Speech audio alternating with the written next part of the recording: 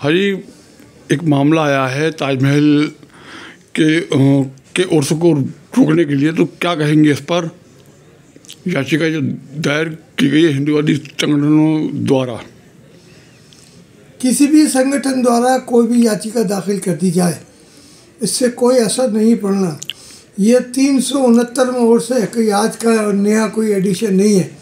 और ये अपने आप को लोग अपने आप को नेतागिरी, थोती नेतागिरी चमकाने के लिए, अपने आप को नाम पैदा करने के लिए, राजनीति रोटियां सेकने के लिए, ये बेबुनियादी और बेअसर चीज़ों को शामिल करके दुनिया में रसवा करने के लिए और कुछ भी करते रहे, उससे कुछ नहीं होता है। इससे ना तो कोई जनता को फ़र्क पड़ रहा है, ना उसको फ़र्क पड़ रहा है।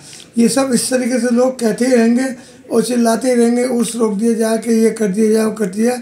इससे कोई फ़र्क नहीं पड़ रहा है। ये तो परंपरा चलती आ रही है, चलती रहेगी।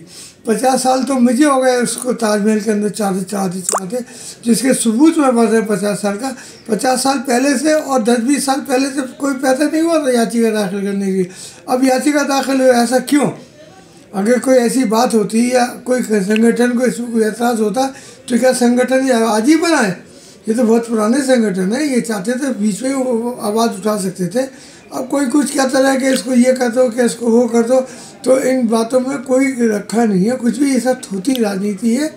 ये लोग अपने ऐसे ही उधम मचा के और शोर मचा के अपने आप को फेमस करना चाहते हैं। लेकिन फेमस करने के लिए देश के लिए कुछ करना पड़ता है। ये नहीं कि अपने आप को सिर्फ किसी के खिलाफ या किसी मज़हब के खिलाफ आवाज़ उठा लोगे तो मशहूर हो जाओगे। ये नामुमकिन वाली बात है, ऐसे उम्मीद नहीं रखनी चाहिए।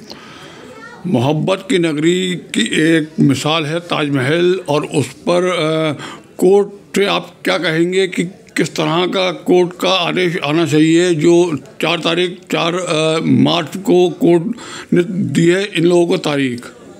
कोर्ट ने जो तारीख दी है उसके अंदर कोई फैसले की तारीख नहीं है, कोई जजमेंट की तारीख नहीं है, कोई सुनवाई की तारीख नहीं है, कोई एक्सेप्ट नहीं की है SLP, मतलब जो भी इन्होंने दाखिल किया एप्लीकेशन उसको कोई एक्सेप्ट नहीं किया है।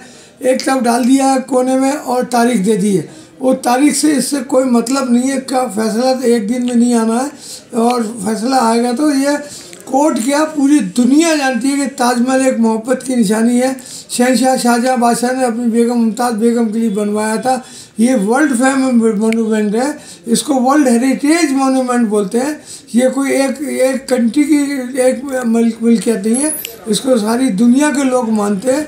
वर्ल्ड हेरिटेज के नाम से माना जाता है और साल में एक दिन वर्ल्ड हेरिटेज आता है और ताजमहल के अंदर एंट्री फ्री की जाती है। लिहाजा ये मेरे घर की बात नहीं है, आपके घर की बात नहीं है, SLP जिन्होंने दाखिल करी उनके घर की बात नहीं है।